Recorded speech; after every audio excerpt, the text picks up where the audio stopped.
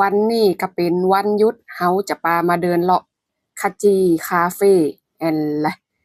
มีโซนอินดอร์เอาดอร์นะจ๊ะวันนี้เฮาจะพามาเดินเลาะเอาดอร์นะจ๊ะวันนี้อากาศเย็นสบายดีขนาดเจ้าลมพัดเย็นๆวันนี้คนก็เงียบๆนะเจ้าบ่ได้มานานละเจ้าครั้งนี้ก็เป็นครั้งที่3ปกติแล้วคาเฟเนี่ยจะมีกาแฟแล้วก็เค้กนะเจ้า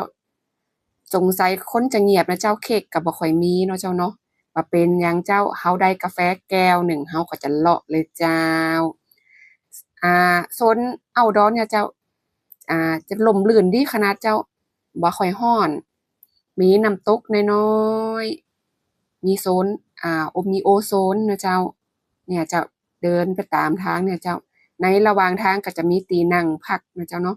ต้นไม้ก็เขียวชอุ่มดีขนาดเจ้าสมกับจื่อร้านขจีคาเฟนี่อยู่ในศรีราชาเนะเจ้าเป็นสถานที่ร่มรื่นดูแล้วสบายตาดีขนาดสดชื่นดีเจ้า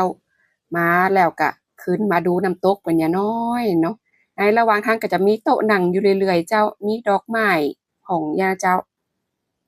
ในความติเป็นบรรยากาศลมลื่นเป็นที่ชื่นอีเนาะเจ้า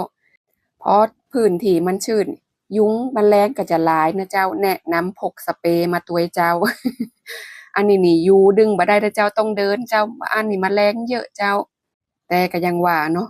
ลมลื่นเย็นดีขนาดเจ้าพอพอต้นไม้เนี่ยเพิ่นก็เขียวดีขนาดเจ้าเพิ่นก็ตกแต่งงามน่ะเจ้าเป็นมุมที่แบบว่าสงบดีเนี่ยมีโต๊ะนั่งอย่างเงี้ย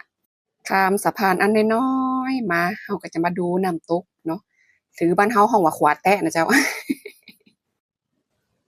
เดินชมบรรยากาศไปเราก็จะเจอน้ำตกน้อยของเราเจ้าเสียงด้วยความที่ว่าสถานที่มันเงียบเนาะเสียงน้ำตกก็จะชัดนะเจ้าในโซนน้ำตกนี่ก็จะบ่มีตีนั่งนะเจ้าเน้อได้ยืนถ่ายรูปได้อยู่เจ้า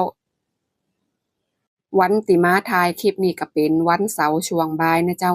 คนบ่ค่อยมีเหมือนครั้งก่อนๆเนาะเจ้าเนาะตอนนี้คาเฟมีเยอะเจ้าคนก็จะเลือกไปของกินก็เลยจะมีน้อยนะเจ้าเนาะถามเพิ่นว่าบ่มีเค้กก็เจ้าเขาเพิ่นก็บอกว่าเค้กตอนนี้ลูกค้าน้อยนะเจ้าเวลาสั่งเค้กมาเค้กจะเสียนะเจ้าวันนี้ก็เลยอดกินเค้กกะตั้งใจจะมากินชีสเค้กกับกาแฟอีกนะเจ้า เนี่ยเจ้าวันนี้วันหยุดเนาะก็ออกมาเปิดหูเปิดตามาชมธรรมชาติเนี่ยละเจ้า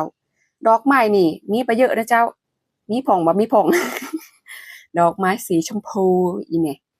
ทางคาเฟเพิ่นก็จะเน้นสีเขียวเนาะเจ้าเนาะเพราะร้านคาเฟเพิ่นชื่อคาจิอีเนี่ยเจ้า